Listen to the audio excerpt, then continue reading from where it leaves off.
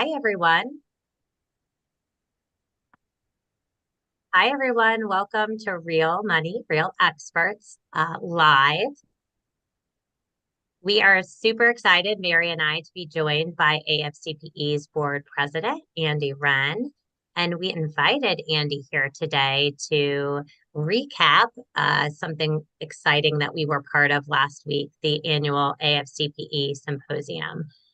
For those of you who don't know Andy Wren, she is this year's AFCPE board president. She's a longtime member of AFCPE, a very proud AFC. And for most of us in this community, you know her as a mentor and an educator. She has touched the lives of so many in our community.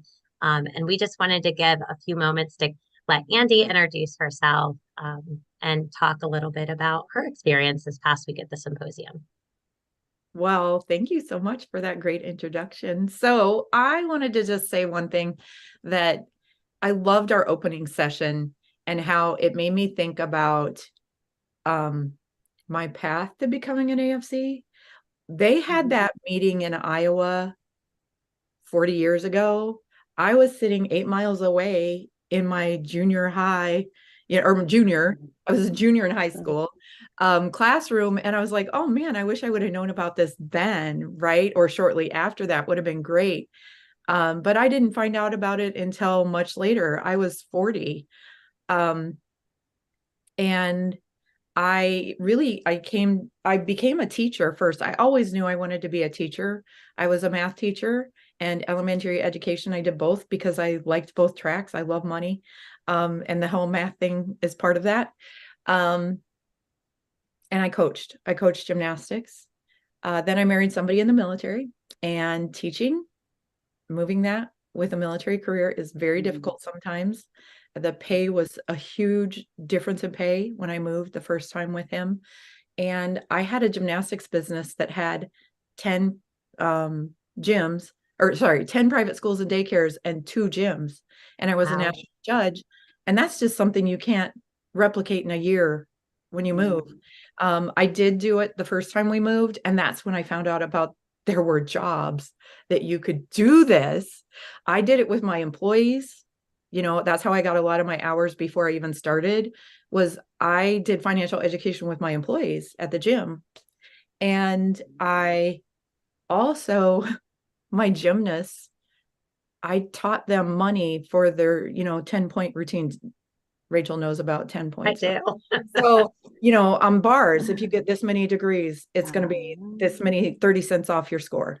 You know what I mean? Like, we use money every day at the gym. And anyway, so I found out about this. I was already helping military spouses when their spouse was deployed to pay off their debt and to have money in savings when their spouse came home from deployment. And then I saw the 2006 scholarship for the FINRA Foundation Fellowship, and I knew we were only going to live somewhere for a year, and it said it was a 3-year commitment. So I didn't apply for 2006. So then I saw it again in 2007 and I applied. And what a fantastic opportunity that was. And I worked at Bowling Air Force Base 2 days a week and Fort Myer 2 days a week, got my hours pretty quickly. Did a lot of presentations at one place, did a lot of one-on-one on the other place. And then I had, a great opportunity helping military spouses get hours after I became an AFC.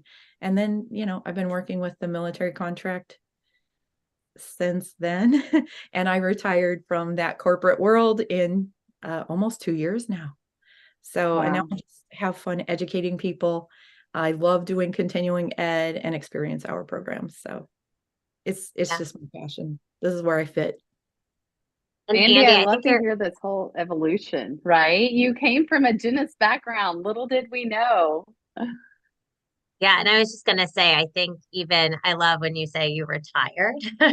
Yeah. And I think you're a really great example of how you can take that passion and weave it for different areas, different periods of your life. And I think, the AFC can work in so many different capacities. And I feel like you really showcase that. Your retirement is sort of Busy. more of I don't know what the word is.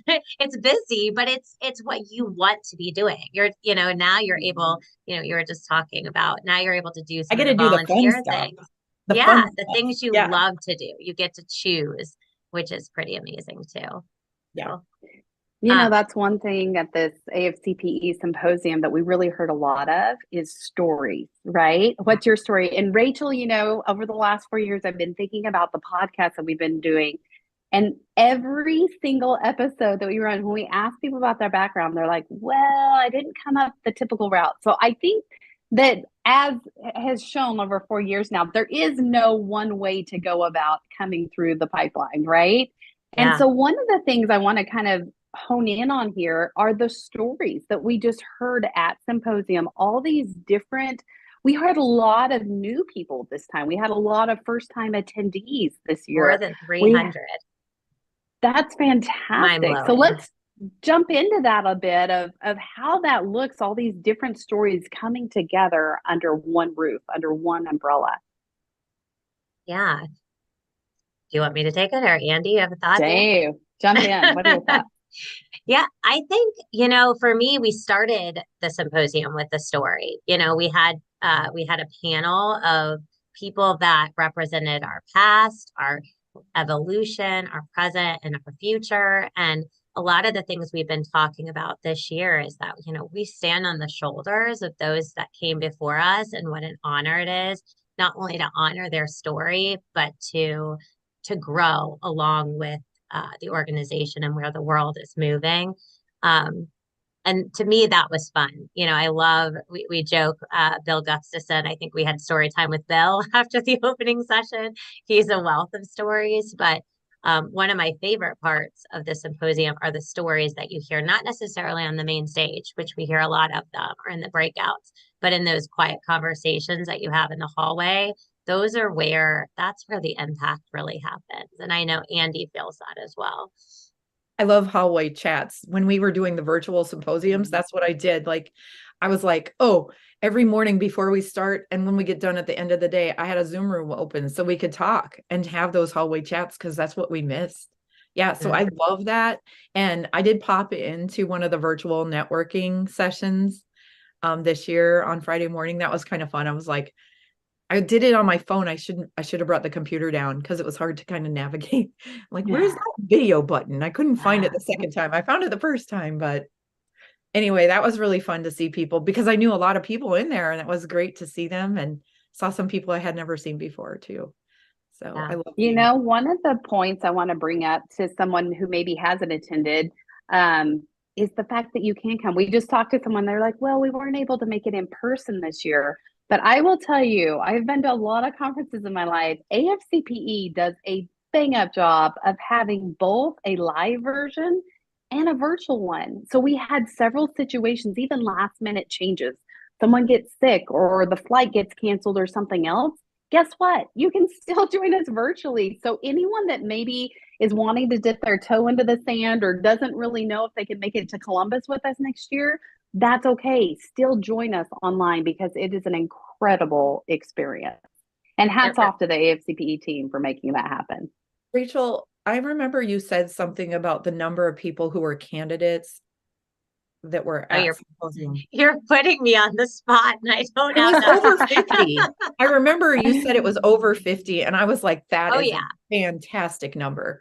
I love that, because they probably, I know a lot of the people that are in my classes were like, this was so exciting. And I had several that ended their numbers, like they finished their hours at Symposium. I did a lot of verification forms yesterday and today. So that was a great way to end it. Yeah, and we also had, we had some special guests for the new AFCs that came to the symposium this year, and then we, as part of the award ceremony, we went through their names. But I know it's really meaningful to the certification team to meet the people that they talk to all the time over the phone as they're supporting you through your program, and then to be able to come together and really celebrate that at the symposium was really neat. So let me ask a question. Yeah. Can I ask, what was a highlight experience or presentation that really stuck out for the both of you? like choosing your favorite child, right, Oh my Andy? Oh God, dear.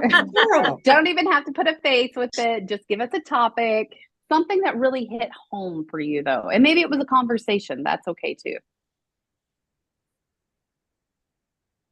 I'll go first because I think Okay. I'm the one that puts everyone on the spot. I'm going to go to the hallway. To be honest, that to me is amazing. That is where everything, and it's not just the hallway, it's the upstairs, it's the downstairs. It's literally as you're like washing your hands in the bathroom, it's the people that you meet and connect with. And I just had so many incredible conversations with people that I would have never crossed paths with before. In fact, the only disappointing thing from AFCPE this year was I literally got on the plane and I looked at my LinkedIn feed and it was all these people that were there and I didn't know. Like we didn't cross paths. So that I was my kept only seeing regret is you were there. I kept seeing people like on the last day. I'm like, where have you been the whole week? Oh my gosh, how I can I not see you until today? Yeah. I've Um, already sent a couple of emails like that too, Mary. How do we go through 3 days and we're, as it grows, how do you keep it still so intimate Yeah, that you get to find everybody that you want to connect with while you're there? totally. kind of like I went to a small high school in Iowa, right? And Yeah. then my kids went to a big school in Arlington, Virginia. And that's what I think of like in the early days, the symposium was smaller, like my high school, and you could know everybody. But like this week Mhm. was that Arlington high school, and you don't get to know Yeah. everybody, and it's really hard and it's sad. I'm going to say that the symposium committee did a fantastic bang up job on the 4 general sessions. Like that was fantastic. Yeah. And you guys, your opening session was fantastic too, because it was a really good balance of fun, energy to get us going and that kind of thing. But I did 2 things, and I had over 80 people in my lunch and learn Yeah. on captivating your audience. And that was fantastic because people shared. Like, that's the whole way I teach, right? Like, I talk about a topic and then I want people to share their best practices too. I have a totally different style than most people when it comes to presenting, but that Mhm. was really great. So I like ate my food really fast before we started so I could talk the whole time. But everybody was wonderful at sharing and giving. And I know I saw people taking notes all the time. I wrote down a couple of notes, and that was really great. But book study, we did that pre-symposium, and I feel like book study had 50 people in it this year, which was great. And we've done it virtually for 3 years now, but in person was just awesome. It was great Yeah. at the beginning I said, how many people have done book study virtually before? Over half of them. It was great. And I think that got them really energized for that first session because they really got to meet people and network before we started. And I Yeah. really enjoyed both of those, um, Mhm. just personally, as much as the general sessions and things like that. So I have two thoughts, kind of circling back to Andy's comment about us growing. I think one of the things that, and I know Andy feels this way, but the staff does too, the more people we meet, part of the fun about our community is then you meet someone and you say, oh, you need to know this person. And it's really a connector. And so while we grow and we feel larger, there are so many people within this community. I always say we're a community of abundance, not scarcity. There's so much Mhm. need for every single person in this space. And so I would just say if you're listening to this and you met someone at Symposium, think about who else you can connect them with because that's how we make the most impact. Yeah. And then the other session that really resonated with me were the awards and Mm. every, recognizing every single person that went through uh, that award ceremony from the symposium sessions that, were voted by their peers as best awards to the member awards. And I had the honor of visiting with Sybil Solomon the night before the award ceremony, and she was named the Distinguished Fellow this year, and she had no idea that she was going to be the winner. She had asked because it was our 40th year and the 20th year of hers, if there was anywhere in the session she could say a few words. And I said, how would you like to close the end of our awards ceremony? And she's like, oh, that would be great. And then a couple minutes before she went up, she was like, I don't know if I want to close the ceremony. And I'm thinking, you don't have a choice now. She So still didn't know. she still didn't know. And it just was a perfect culmination of, she just celebrated her 50th wedding anniversary. We celebrated 40 years. She celebrated 20 years. And I just love the way it all sort of interweaved, and to see, everyone at that ceremony, but especially her, be celebrated by her peers and all the people whose lives she touched, and continues to do so with Money Habitudes. That was a pretty special moment. Yeah. I want to talk a minute about the on-demand sessions, because I Yes. watch all of the on-demand sessions. She did. I do that every year. And Anything that's available before we get there, I watch it. And of course, I had a student who did the Leave No Veteran Behind. That was really good. She worked on that a long time to make it, very informative. It had a lot of information, but there were a couple others that I just like. The Road to Private Practice, that was really great. Financial Infidelity, that was really great. There were so many in there that were really fantastic, and some great percentages and information that you can use in the work you do. So I hope people take the opportunity to watch those, whether they were virtual or in person. Absolutely. And the thing that's cool about that is they're different. So you can have some that are the same, but some are different. And so that's cool. By the way, you'll have access to that afterwards, that you can keep living and seeing the symposium. So don't fret if you missed the presentation, or if there was one live that you weren't able to get virtually. It'll be all available to you. And you're right, Andy. One of the strengths I think that we have at AFCPE is the sheer fact that you can go deep technical, but you can also do stuff that's very maybe emotionally intelligent, right? You can go a couple that I went to in person was all about psychology and understanding more about psychological behavior, which played directly into finance. And then another one went a deep dive into student loans. You couldn't be two polar opposite spectrums, but at the same time, it all resonated within this umbrella of financial planning. I think that's really a huge value, is you don't just come to AFCPE or watch it virtually to get one segment. You get such a proliferation of topics, of even practices. There's everything from military to government to nonprofit to private practice. So, and education, right? Academia, multiple stats within there. So you're getting such a wide variety of presenters, of topics, of just ideas that you really don't see any other place. And I usually suggest to people that we need that wealth of information and that diversity to be more well-rounded. If you keep going to the same things that you're interested in time and time again, you're going to be stale. Like you can take something, you can pull something from each one of those areas that are different, where people see different clients or service different industry or whatever, and you bring it into what you do, and it makes you better. Totally. That's what's fantastic. One thing that I remember hearing, this was about a bathroom conversation, but I remember hearing a woman come through and be like, whoa, the stats in that last class were mind blowing. So it reminds me that there are so many different levels. For someone who's maybe new and beginning, there are courses that are like, in fact, you just mentioned one, the Pathway to Private Practice. That is for beginners, right? People who are just beginning and getting started. And if you're a true hard academic researcher and you want the breadth and depth, I promise you, there are presentations that go very in depth and will go into methodology and research practices. And you can talk about validity and reliability without making people's eyes in the back of their head roll. So you really have the ability to go in whatever direction you want that meets your needs as well. So I think that's really something that not a lot of places can showcase, with variety in topics, variety in speakers. And just so all of you know too, if you weren't there or if you're new to the profession, they're all put on by each other. So people in that practice that are specialists. So keep that in mind for next year. If you have a topic that you want to talk about, put your name in the hat. Come and present to us, because we need all those voices to help us be a better, greater community.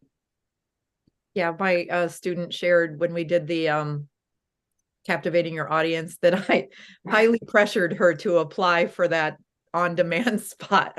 Like, You shocker. little bit of pressure, but I want them to take what they learn and do it out in public. So yeah, it is great. It's great. That first time you present, you're a little bit worried, but then after that, you're like, oh my God, that was so great. Everybody loved it. Or, people asked me questions and it went well. You just have to make it through the first time.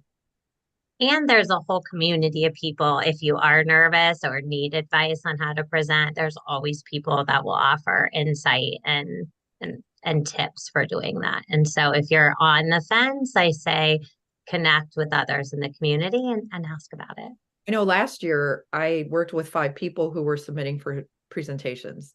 That was really fun because they're like, hey, how do I do this? What do I do? So that was fun. Hey, Rachel, we do have to give you a big shout out this year. And let's be honest, let's really pull Sarah in here. What a knockout space and place. Like, that hotel was fabulous. I just heard so many compliments, and just the setting was right. The place was right. People were able to, the Food band. is great. The band. Yeah.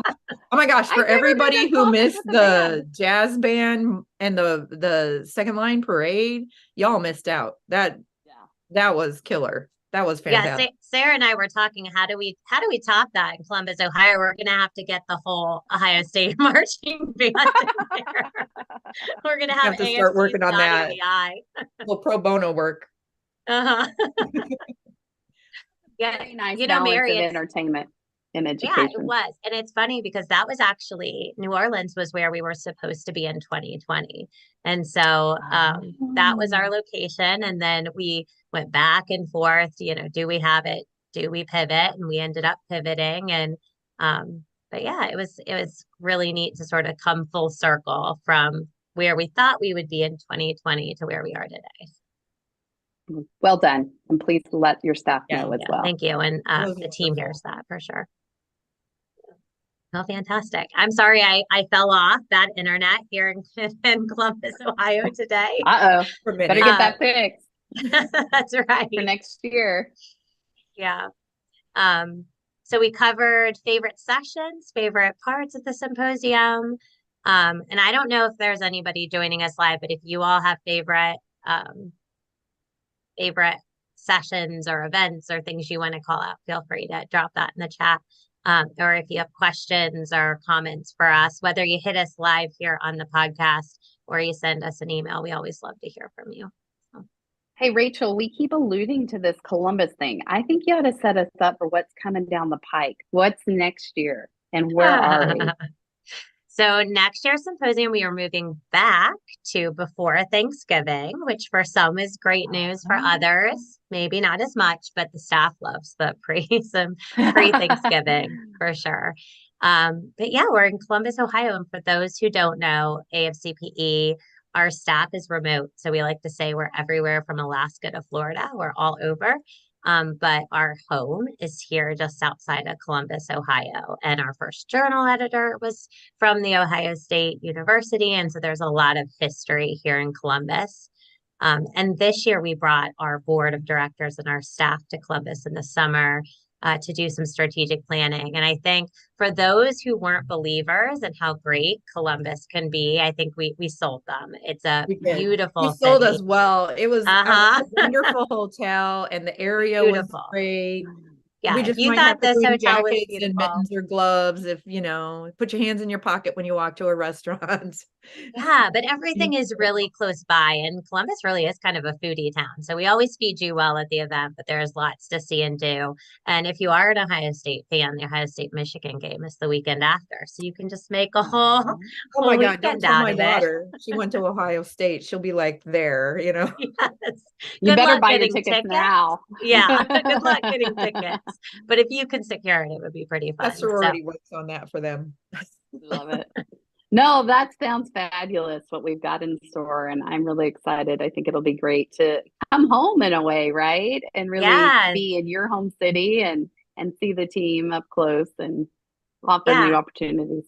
Yeah, and our hope is bringing in some new organizations that are here in the local space too, letting them know who AFCPE is and hopefully bringing in some new faces. You know, we love, we want to see our community come every year, whether that's virtual or in person. It's important to us that we make space that works for everyone. But yeah, it's exciting to see new faces because that just means we're growing and we're expanding our impact. Mm. Well, speaking of that, I know Columbus is actually home to several big financial services firms too. So there's a lot of opportunity to expand our reach. And I think that's exciting to be there in their own hometown and maybe have Yeah, some invites to some of those big firms that can help share the wealth of what an AFC is and how we spread. yeah, I think that's great news. Um, well, I'm trying to think, Andy. One of the things that Mary and I always do at the end of every podcast is we ask everyone to share their 2 cents. And so, not to put you on the spot, but you have now been the board president for 12 months almost, and moving into the past president role. So you have all kinds of wisdom to share with our members. What would be the 2 cents you would leave people with today?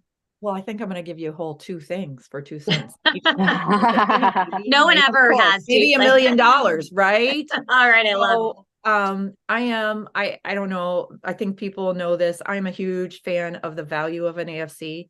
I think that every accredited financial counselor and accredited financial counselor candidate needs to be able to share why what they do is important in people's lives and how they change somebody's life.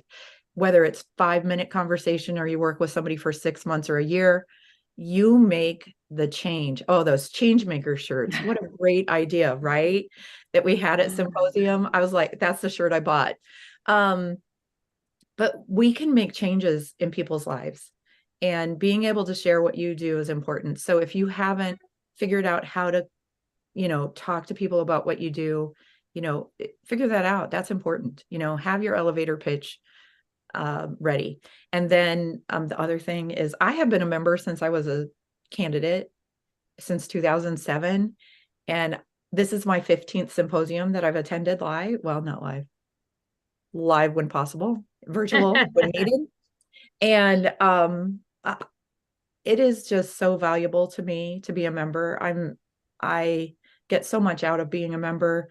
Back in the old days, the newsletter was a member only thing. And I've been, I was the first newsletter committee chair, and we said, oh, we need to give this to people to let them know this is part of membership, and we share it outside of that now so that people can see some of the things that you get in membership. But it's just, there's so many classes, there's so many engagements with other professionals that happen within that membership, and I think people should explore that because it's really valuable to me.